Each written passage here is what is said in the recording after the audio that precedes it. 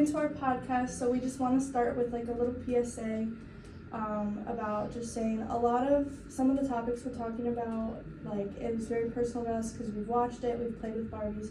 So some of it is just from past knowledge of when we watched it, or like, yeah. In our interpretations of the movie. Analysis and all that. Yes. Okay.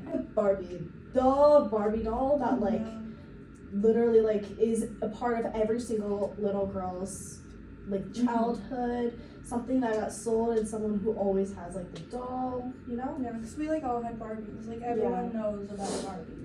Everyone. Yeah.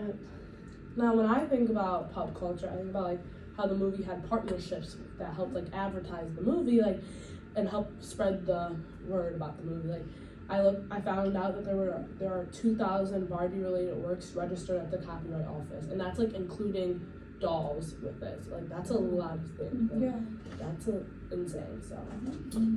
Speaking of dolls, I took a look at the toy aspect of Barbie and how culture-wise it connects to both popular culture and folk culture.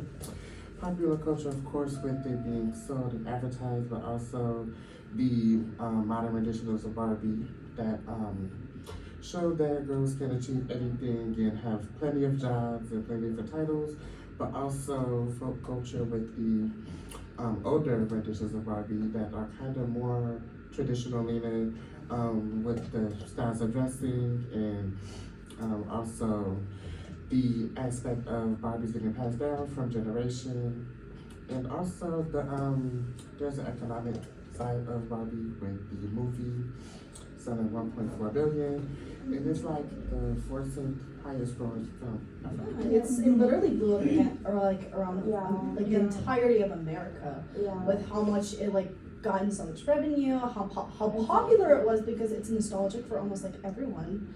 And like from that economic lens, exactly. Like there was so much revenue from that like toy market, like just the Barbie market, because they had a show and everything as well. It took the world by storm. Not literally. Not only that, but like the merchandise and like you go into stores, you walk, you know, the clothes section. There's a bunch of like clothes for girls and boys, like, for adults and like just everything, just all Barbie. And like the soundtrack. The soundtrack. The trends that like Ken's I'm Just Ken. Everybody just started dressing like Ken. And Billie Eilish's song. Like it just like everyone knew what it was. They heard it and they knew what it was from. And another thing we should probably talk about is like gender roles. And like about like how the real world is more of a patriarchal society as seen in like a historical type of lens. It's always the men who's in charge, get the jobs, be the sole breadwinner, and the woman that has to be dependent on the men. But it's really ironic that in Barbie, like we could also connect it back to counterculture too from Unit 3, that it's a counterculture, it's flipped. It's the women who have all the jobs.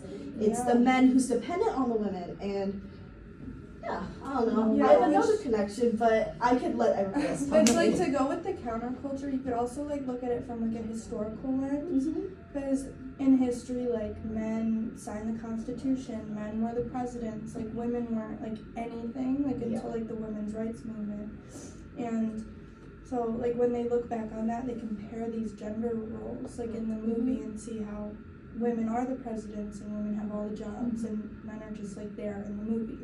Not only that, but in class we were talking about World War II and how like women were taking up these men roles, like Rosie the Riveter, for example. It was encouraged to like, or what's that word? Or it was just like very like common for women to have these roles as like these men it was roles. like take over the jobs. It was actually the first time like where they got hope that they could be somebody besides just like the mother of the house. And like Rosie the Riveter, it was like the poster was very popular around America. Exactly. On the topic of World War II, we have I guess I'm just gonna talk a little bit about like comic books and like Superman. And like Superman came like during World War II, where after the Great Depression, where little boys' fathers had going off to war and fighting. Like and they really had nobody to like look up to and no father figure in their life. And that's when like Superman came, and you can kind of see that with like this movie a bit, because like this movie came after the pandemic, which was like the pandemic was a very isolating time for individuals. So like after the pandemic, humans desired like fun and like just wanted to be kids again, kind of. Yeah. So like this movie like brought that back into people's life, and like also represented like what life could be / look like. 100%. No. And looking through a psychological lens, it's very similar to what our modern day society looks like right now. Like, for example, it shows a lot of depth in the characters that were shown. Like, they're just Barbie and Ken. They're always perfect. Yeah. Ken always had to be Barbie's boyfriend. He's not. He's always like in this song, I'm just Ken. He's always, I'm always second. Everywhere else I'll be a 10. When will it take for her to see the man that I am? It shows a lot of self-identity crisis that a lot of the characters have, and even in the real world, when we show like the mother and daughter identity crisis, and it really connects back to what we are right now. Like right after the pandemic, everybody is like. After everybody got like, how do I say it, isolated, Yeah. that we're confused about ourselves. Even our ages too, like we're college students, so like it's it's normal to have these identity crises. No, exactly. Yeah. And a big part of the movie was actually just, it's okay to not be perfect. It's okay to be who you want to be. And I see a really big part of it from Erickson's stage of finding identity versus real confusion, and it's just embraced a big part of that psychological aspect that could connect back to normal society too. Okay. Yours can go on with what I'm about to say. Like on the topic of self-worth and all that, like in the movie, Barbie like gets objectified, which we see like when she's rolling down the street with Ken, and this is I'm connecting this to advertisements.